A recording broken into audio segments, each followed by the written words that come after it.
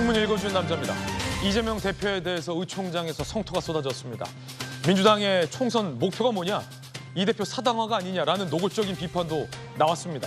전직 국무총리와 국회의장도 이 대표 공천 잡음에 대한 비판 대열에 가세했습니다. 그런데 정작 이 대표는 의총장이 없었습니다. 어디 간 걸까요? 잠시 후에 이야기 나눠보겠습니다. 오늘 조간신문 4가지 키워드 준비되어 있습니다. 함께 보시죠.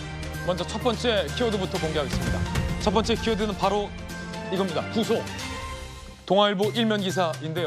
정부의 입장이 상당히 단호합니다. 구속시킬 수도 있다는 건데 누구 얘기일까요?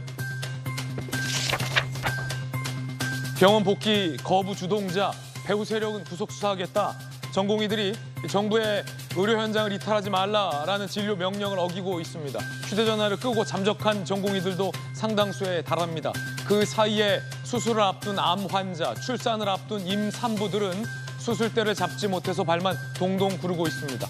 정부가 주요 주동자는 구속할 수 있다는 원칙을 밝혔습니다.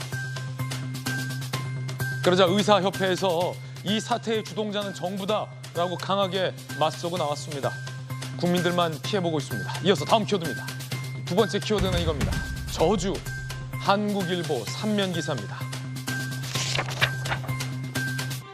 비명 행사에 심판론 묻혔다. 12년 만에 야당이 엄습한 50일의 저주, 한국일보 기사입니다. 2012년 총선 포비아가 민주당 안팎에서 회자되고 있다는 겁니다.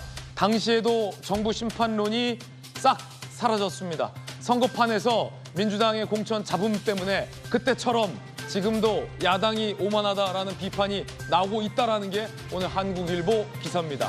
민주당이 참패했던 12년 총선과 데칼코마니다. 한국일보는 이렇게 쓰고 있습니다.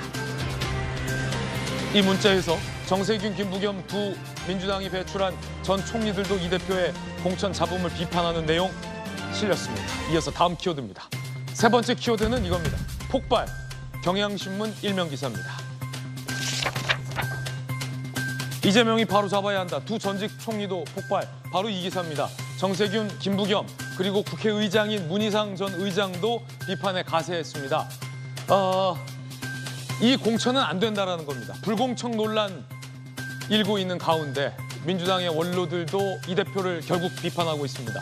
민주당 의총에선 척살하려는 거냐라는 반발까지 나왔습니다. 하지만 이 대표는 의총장의 모습을 드러내지 않아서 귀를 닫고 있다는 비판도 일고 있습니다. 이재명 대표는 어디에 있었던 걸까요? 잠시 후에 민주당 박용진 의원 연결해서 이 대표를 의총장에서 봤는지 못 봤는지 물어보겠습니다. 이어서 다음 키워드입니다. 네 번째 키워드는 이겁니다. 오늘의 시사상식 용어. 오늘은 필수 의료 지원 정책. 이렇게 기사화됐는데요. 함께 보시죠.